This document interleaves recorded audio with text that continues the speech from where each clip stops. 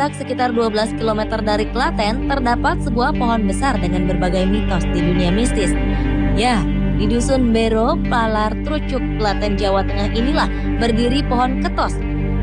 Dikelilingi tembok berpintu gapura, konon makhluk halus berwujud anak kecil mendiami pohon ini.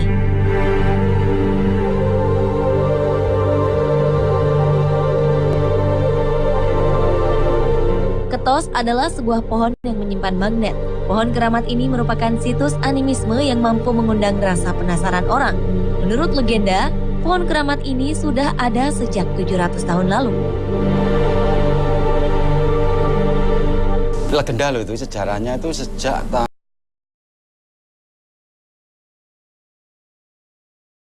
1300 berapa kan gitu. Jadi ini usianya tuh hampir 700 tahunan.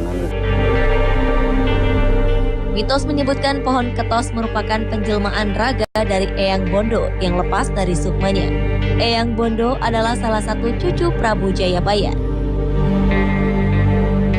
Warga rela mendatangi pohon ini demi mencari berkah.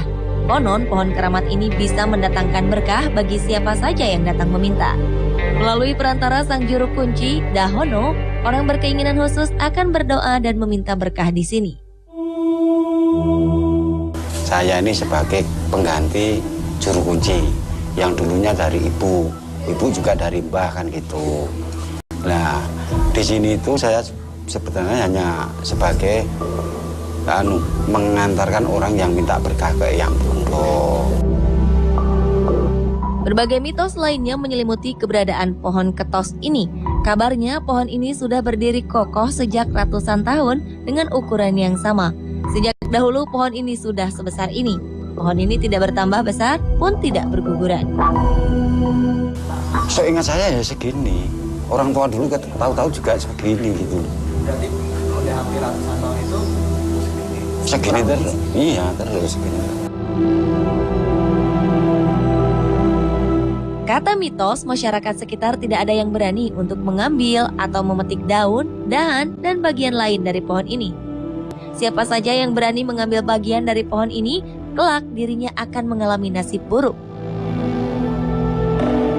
Jadi orang-orang sini tuh motong tangkainya aja nggak berani kok, takut nanti bisa kesurupan kan gitu loh. Jadi orang-orang sini udah istilahnya patuh lah kan gitu. Tak hanya itu, kabarnya seorang warga pernah mencoba membakar ranting pohon sebagai bahan bakar perapian untuk memasak. Namun ranting ini tidak dapat terbakar. Sang juru kunci berujar jika pohon ketos ini hanyalah satu-satunya di Klaten.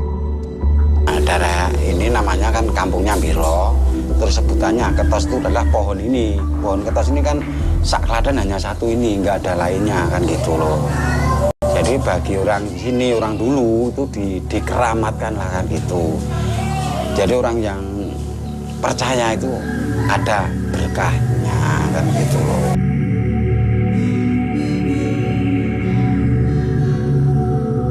Namun kabarnya di Jawa Barat, tepatnya Kampung Kobak Sumur, di Desa Sukamakmur, Kecamatan Sukakarya, ditemukan pohon ketos berusia ratusan tahun.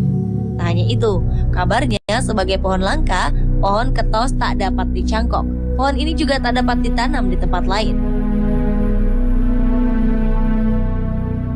Dahono merupakan keturunan ke-6 sebagai juru kunci pohon ketos. Selain dari Pulau Jawa, para pemohon juga berasal dari luar Jawa, seperti Sulawesi, Kalimantan, hingga Biak, Jayapura. Tak hanya itu, masyarakat dari luar negeri seperti Johor Malaysia hingga Spanyol pernah datang ke sini. Kabarnya berbagai kisah tentang kesuksesan sebagian orang yang telah soan ke pohon ini pun berkembang. Barangkali kisah ini memang benar adanya. Bukankah sebuah keyakinan tak jarang melahirkan sugesti dari dalam hati? Dan inilah kenyataannya. Rupanya budaya animisme tetap hidup di tengah masyarakat, betapapun zaman telah jauh meninggalkannya. Sebagai makhluk beriman, sudah selayaknya kita meminta kepada Tuhan Yang Maha Esa dan berusaha sekuat mungkin.